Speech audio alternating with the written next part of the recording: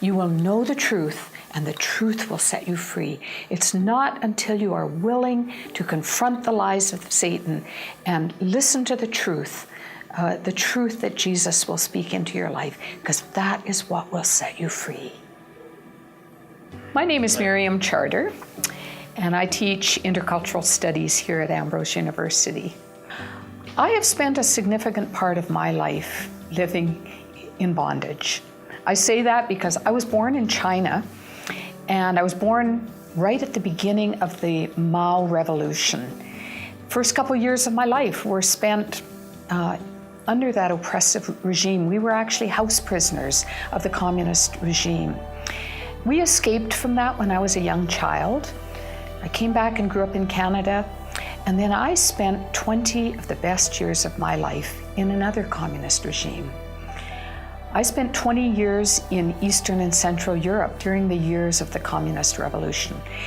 These were years of intense suffering for Christians.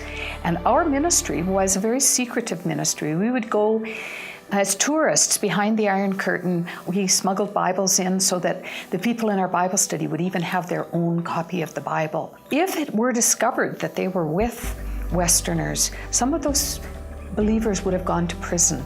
We had people in our study groups who actually sacrificed their lives. They died as a result of their willingness to be involved in our training program.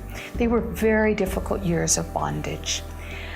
I will never forget in 1989 when I heard that the Berlin Wall was coming down. That was the end of a regime of enslavement. East Germans were free to come to the West if they wished. And as soon as I heard that, we all wanted to go to Berlin and be a part of that big party that they had. Never forget getting to Berlin, renting a big sledgehammer and going to the wall and hacking our own pieces out of the wall. In fact, I have a piece of it here in my hand that I hacked out of the wall that day.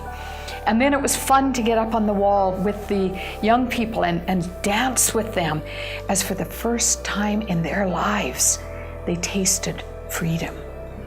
It was a new experience for them. 25 years later, I found myself in bondage again. I had no freedom. It seemed like I was living every day under a cloud. Some of you know what I'm talking about, that cloud of anxiety. I used to jokingly tell my friends that I came out of the womb worrying. I was a worrier. I wanted to do everything perfectly. I was the good child in the family. We were raised to be perfectionists, and somehow my identity was wrapped up in that being perfect. But the longer I lived with that very oppressive idea, the more anxiety settled into my life. I realized that I had spent probably the last 20 or 30 years of my life listening to the lies of the evil one. I didn't know what it meant to know truth about who I was as a child of God. I was listening to all these lies of being perfect, doing everything perfectly. I was a compulsive achiever. And one day this friend said to me, "Miriam, you do not have to prove yourself to anyone. You are perfectly accepted in Christ. He died for you. He's clothed you with his righteousness. He loves you the way you are."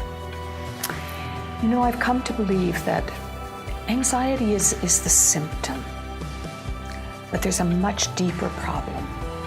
And the problem I want to tell you about today is that it's the problem of listening to the father of lies, not listening to truth. And so even this morning, I woke up and I felt that cloud of anxiety hovering over me, and I stopped and acknowledged what the lie was that the evil one wanted me to believe. I stopped in my prayer and I said, "God, show me your truth in this situation." And I felt that burden lift. Just like those guys on the Berlin Wall who tasted freedom for the very first time, I have to tell you that in my 60s, I have tasted freedom like I've never experienced before. I've tasted what it means to really understand what it means to be a child of God and to be perfectly accepted the way I am.